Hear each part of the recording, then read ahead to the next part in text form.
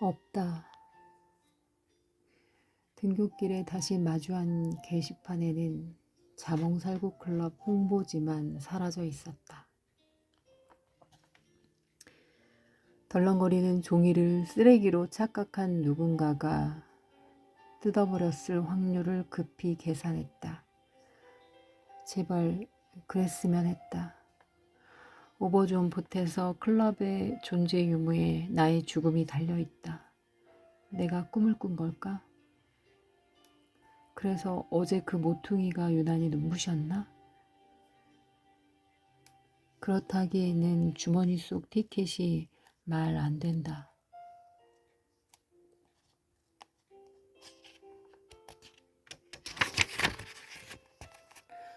예상치 못한 상황에 맞닥뜨린 나는 오늘 교실에서 자는 척 한 번을 못했다. 온 세상의 근심들이 내 머릿속으로 빨려 들어온 느낌이었다. 종례가 끝난 뒤 모두 1층으로 내려갈 때 나 혼자 꼭대기층 음악실 앞에 우두커니 서 있는 것은 당연한 결과였다.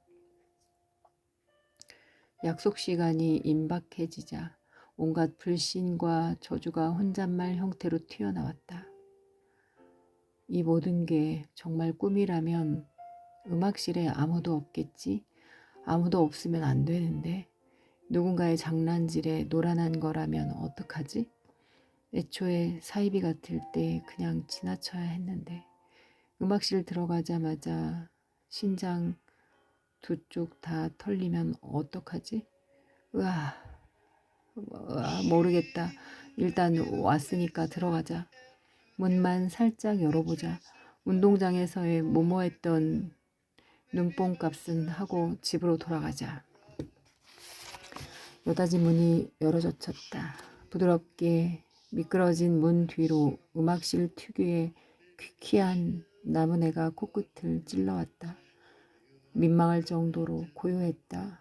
뭐라도 찾아내기 위해 피아노가 위치한 곳으로 걸음을 옮겼다. 똑같이 고요했다. 누리끼리한 커튼 천을 비집고 들어온 햇빛 덕에 떠다니는 먼지만이 눈에 들어왔다. 인기척은커녕 바깥 개 짖는 소리조차 들리지 않았다. 설마 했던 대로 아무도 없었다. 나는 익명의 미친년들에게 속은 것이 분명했다. 발끝부터 스멀스멀 올라오는 허탈함은 갈비뼈 언저리에서 분노로 뒤바뀌다 기어코 코끝까지 올라와 슬픔으로 역변했다. 주머니에서 티켓을 꺼냈다. 아무 쓸모없는 종이 조가리에 목숨 걸었던 내가 죽이고 싶을 만큼 한심했다. 이 종이보다 쓸모없는 건 나였다. 꼭대기 층인데도 지하에 갇힌 것만 같았다. 머물러야 할 위치를 자각한 나는 티켓 쥔 두 손을 허공에다 쭉 뻗었다. 티켓뿐만 아니라 남몰래 걸었던 일말의 희망까지 모조리 찢으려는 마음으로 쿠당탕 웰컴이 웰과 컴으로 나뉘기 직전 음악실 구석에 위치한 악기 보관실에서 무언가 떨어지는 소리가 들렸다.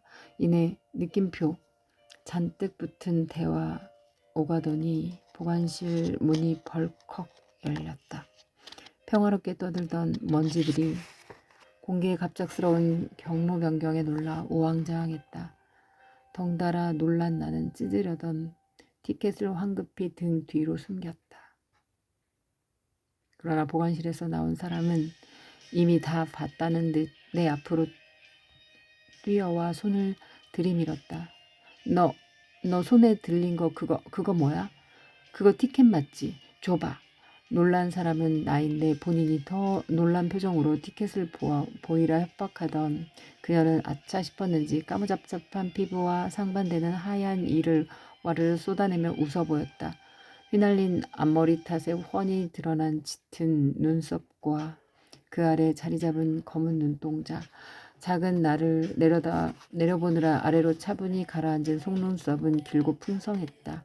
정전기로 공중에 나풀거리는 머리카락은 햇빛을 받을 때마다 새콤한 오렌지색을 띠었다. 시원하게 풀어헤친 교복 셔츠 위에다 수업 외 착용 금지인 체육복을 당당히 걸치고 계셨다.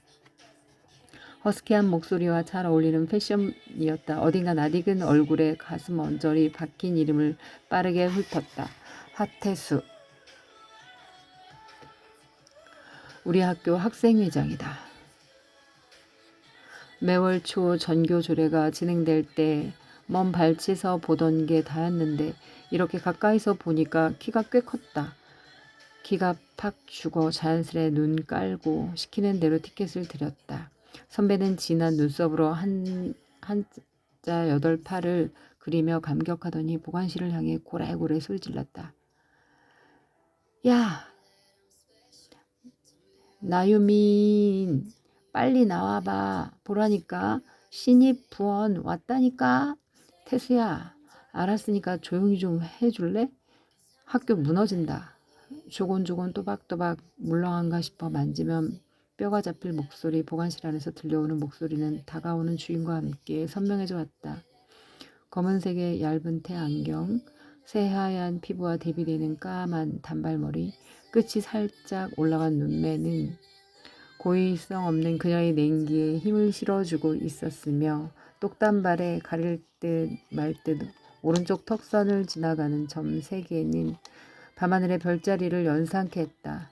진갈색 교복 조끼를 입은 그녀의 왼쪽 가슴팍에는 3학년을 나타내는 초록색 자수로 나유민 박혀있다. 줄이지 않아 재미없어 보이는 교복 치마는 바로 옆 태수 선배와 정반대의 분위기를 자아냈다. 팔꿈치까지 거든 와이셔츠 탓에 깡마른 팔뚝이 죄다 드러났지만 상관없다는 듯 느리게 쓸어내리며 나를 내려봤다. 진짜네. 우리 홍보지 반으로 쪼개버린 것도 너야? 태수랑 아침에 종이 때려갔을 때 발견하고 개웃었어. 유민 선배는 옆머리를 귀 뒤로 꽂으며 웃음을 터뜨렸다. 태수 선배는 고개까지 젖히며 웃었다. 까르르 거리는 3학년들 앞에서 1학년이 수행할 수 있는 유일한 행동. 일단은 따라웃기. 누구 앞에서 소리내어 웃는 게 얼마만인가. 지나가는 개미만 봐도 웃는 여중생들의 끊이지 않던 웃음소리가 차츰 작아질 때쯤 조심스레 물었다. 부원이 다 합쳐서 3명이에요? 하하하, 아니, 1명 더 있어. 너보다 1살 많은 앤데 이보연이라고. 오늘도 늦네. 오늘만큼은 제발, 진짜 제발 늦지 말아달라고 그렇게 빌었는데 말이다. 돈을 갖다 바쳐야 제때 올 놈이지. 아주 하품하면서도 쉴 틈 없이 구시렁대는 태수 선배 입안으로 유민 선배의 손가락이 예고 없이 침투한다. 퇴. 아씨 더러워. 야, 너 손 씻었어? 모르겠고 보현이한테 전화해봐. 나유민, 넌 매번 이런 식이야? 응, 어쩔? 응, 저쩔? 초등학생 때처럼 투닥거리며 보관실로 걸음을 옮기는 선배들 뒤를 따랐다. 동아리가 결성되려면 최소 5은 필요하다고 들었는데 지금 3명에서 1명 더 추가된다 하더라도 4명뿐이다. 고작 4명으로 동아리 활동이 가능한 건지에 대한 의문이 들었다. 여기는 비밀 클럽이야. 딴 애들은 물론이고 선생님들도 몰라. 신기하지? 내 머릿속을 관통한 태수 선배가 보관실 바닥에 앉으며 말했다. 유민 선배는 그 바로 옆에 무릎을 세워 앉았다. 언제 앉을 거냐 묻는 듯한 두 사람의 눈빛이 이기지 못하고 따라 앉았다. 이게 대체 뭐 하는 것인가 싶었다.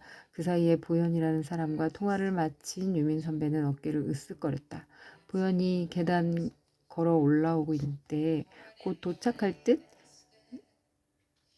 이 자식이 진짜 늦는 몸이 걸어 올라와? 문 열리는 순간 바로 독도킥이다. 눈썹을 꿈틀대는 태수 선배는 앞만 봐도 전교 조례를 진행하는 사람과 다른 사람 같았다. 물론 속으로만 생각했다. 입 밖으로 뱉었다가는 내가 독도킥을 맞을 수 있으니까. 몇 초 뒤 악기 보관실 문에 시원찮은 속도로 열렸다. 걱정한 것과 다르게 태수 선배는 독독킥을 날리지 않았다. 그저 발바닥 맞붙인 자세에서 다리만 위아래로 달달 떨며 불량스레 올려봤다. 보현아, 니 진짜 죽고 싶냐? 어? 아니요, 살고 싶어서 왔어요. 당당히 지각한 보현 선배는 태수 선배의 귀에 좀처럼 눌리지 않았다. 나름의 카리스마가 가미된 협박을 농담으로 허허실실 맞받아쳤다. 사람 좋은 미소 지으며 등장한 그녀는 태수 선배를 되려 이상한 놈 만드는 엄청난 스킬을 갖고 있었다. 그녀는 아무렇지 않게 나와 유민 선배 사이에 무릎을 꿇어 앉았다. 메고 있던 크로스백을 목에서 천천히 빼내어 옆에 두더니 팔목에 있던 머리끈으로 허리까지 오는 머리카락을 느릿하게 묶기 시작했다. 유민 선배는 손 뻗어 그녀의 머리카락을 만지작거렸다. 호연아, 너 머리 되게 많이 길었다. 작년 겨울에 이 정도는 아니었던 것 같은데. 그쵸? 잘라야 하는데. 미용실 갈 시간이 안 나서. 대답을 뱉는 행위와 머리를 묶는 행위 어느 것 하나 서두르는 게 없는 보현 선배의 눈매는 할머니들의 사랑을 독차지하는 시골 강아지처럼 아래로 축 처져 있었다. 그녀는 손등을 덮어 불편해 보이는 가디건에도 꿇은 다리 탓에 타원형 무늬가 되어버린 땡땡이 양말에도 아랑곳 않고 머리 묶는 데에 온 신경을 쏟고 있었다.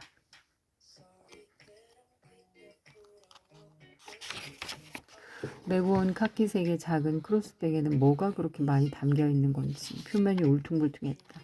가방이 불쌍해 보이기까지 했다. 낯이 풀린다면 가방에 뭐가 들어있는지부터 묻고 싶어졌다. 야쿠자 말투 쓰며 협박하던 태수 선배는 허허 콧김 품다가도 빠져나온 그녀의 머리카락을 챙겼다. 마침 머리를 다 묶은 보현 선배가 고개를 찬찬히 들더니 내 쪽으로 방향을 틀었다. 눈이 마주쳤다. 그녀의 눈매가 나무늘보 속도로 싹 접히며 가느다란 홀을 만들어냈다. 올라간 입꼬리 아래로 앞니 두 톨이 톡 튀어나왔다. 이내 강아지 꼬리털 같은 보들보들한 목소리가 퍼졌다. 안녕? 안녕하세요? 그러고는 이어지는 말 없이 태수 선배를 빤히 쳐다본다. 진행해도 된다는 무언의 신호였다. 본인 딴에는 만족스러운 인사를 끝낸 모양이었다. 태수 선배는 기다렸다는 듯 박수 2번 짝짝 치더니 양손을 무릎에 얹었다. 중대 발표라도 할 것처럼 목소리를 가다듬더니 입을 열었다. 자, 반갑습니다. 여러분, 우리 자몽살구 클럽에 귀하디 귀한 신입 부원이 들어오게 됐습니다. 환영하는 만큼 소리 질러! 와! 역시 반응이 아주 핫한데요. 오, 근데 아직 이름을 모르네. 이름이 뭐야? 김소하요. 뭐라고? 안 들린다. 김소하요. 소하? 오케이. 나는 자몽살구 클럽 대장 하태수고 얘는 부대장 나유민, 쟤는 부원 이보연. 본론으로 바로 들어갈게. 소하, 너 우리 클럽 이름이 왜 자몽살구 클럽인지 알아? 고개를 저었다. 그런 나에게 태수 선배는 힌트를 제공했다. 자몽살구를 줄여봐. 입술을 움쭉거리자 웃음을 빵 터뜨린 태수 선배의 손이 어깨 위로 올라왔다. 뭘 쫄고 그래. 네가 생각하는 그 단어 맞아. 자살. 너 그거 하고 싶어서 여기 찾아온 거잖아. 그치? 직설적인 물음에 답하기 난감해져 눈치를 살폈다. 모두가 나를 쳐다보고 있었다. 교실에서 발표 순서가 되었을 때 내게 꽂히던 차가운 시선들과는 느낌이 아예 달랐다. 셋은 아무런 재촉 없이 나의 대답을 기다려주고 있었다. 무슨 말을 해야 할지 몰라 고장난 입꼬리를 어색하게 올리자 선배들이 따라 웃었다. 이상했다. 타인 앞에서는커녕 혼자 있을 때도 좀처럼 웃을 일이 없던 내 입꼬리가 올라간다는 게 만난 지 1시간 채 되지 않은 사람들과 이 좁은 공간에 모여 동시에 웃고 있다는 게 믿기지 않았다. 오늘 아침부터 꿈 같은 일들만 나에게 펼쳐졌다. 대답을 망설이는 나의 모습이 안쓰럽기라도 했는지 유민 선배가 대신 입을 열었다. 우리는 모두 큰 아픔을 하나씩 지니고 있잖아. 그 아픔은 죽고 싶다는 생각을 하루에 몇 번이고 되뇌이게 하지. 우리 자몽살구 클럽은 서로를 죽음으로부터 지켜주고 생존해야 하는 이유를 만들어주기 위해 결성된 비밀 모임이야.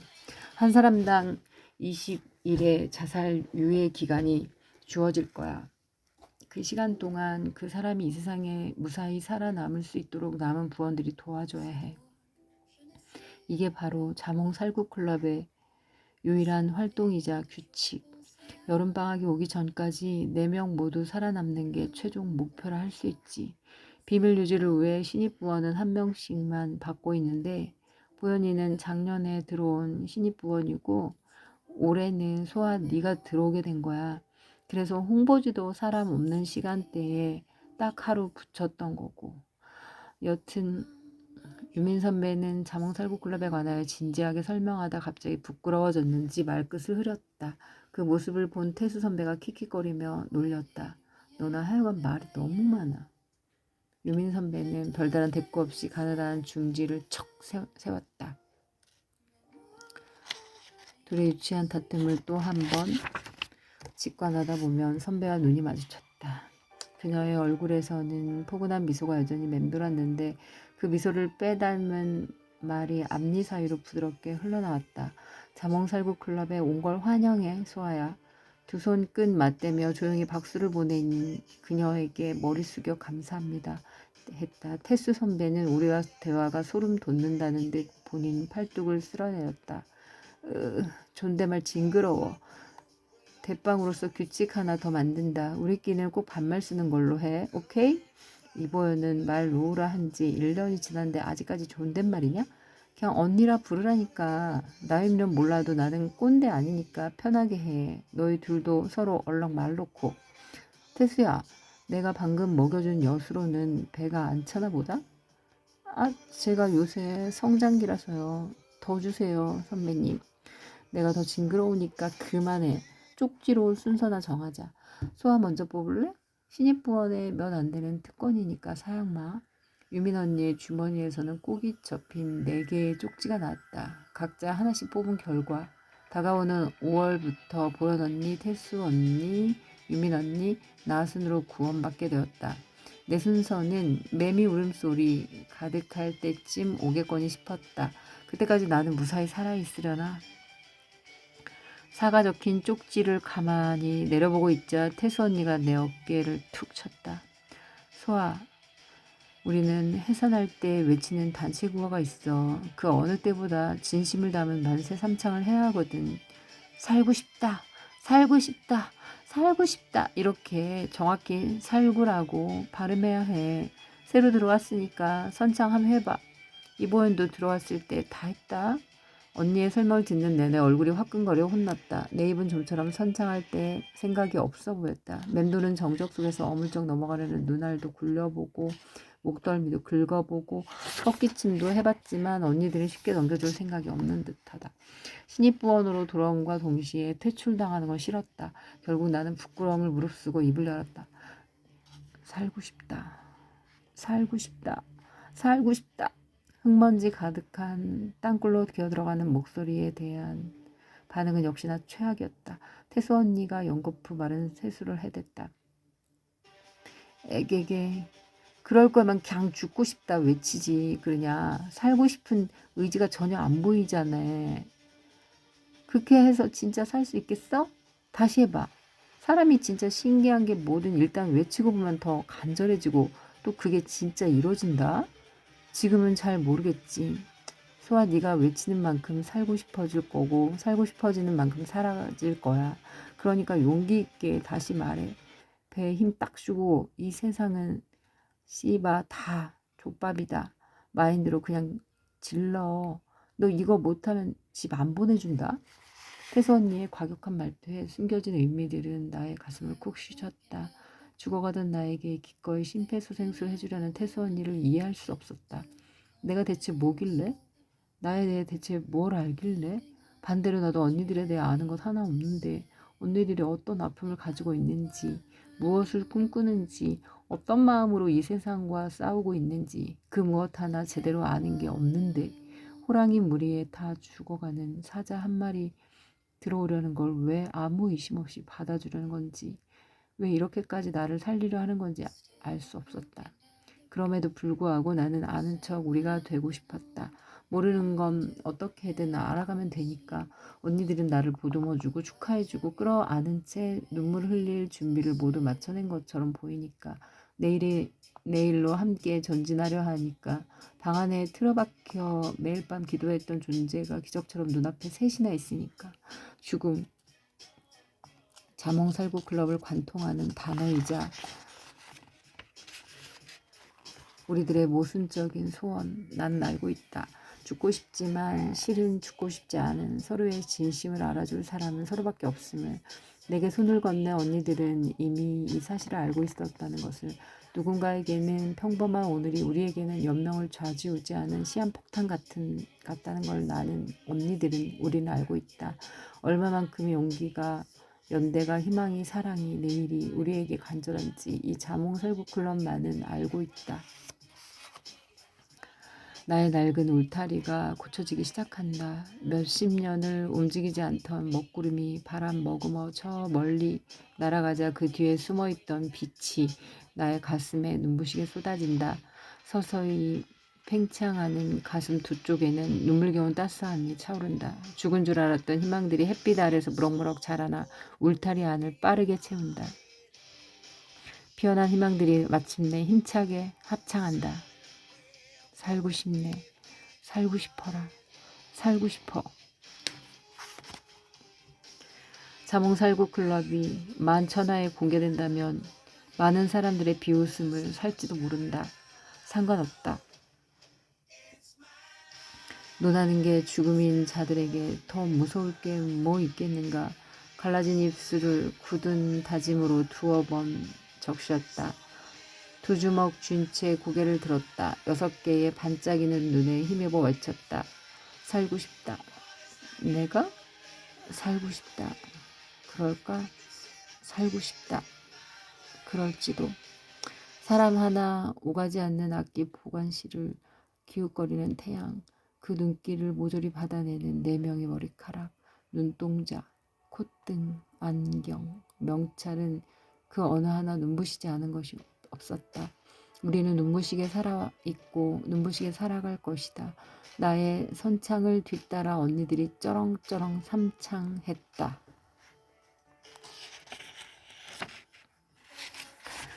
살고 싶다.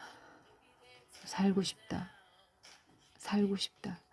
평균 15세 인간들이 이토록 발악하게 만든 세상을 향해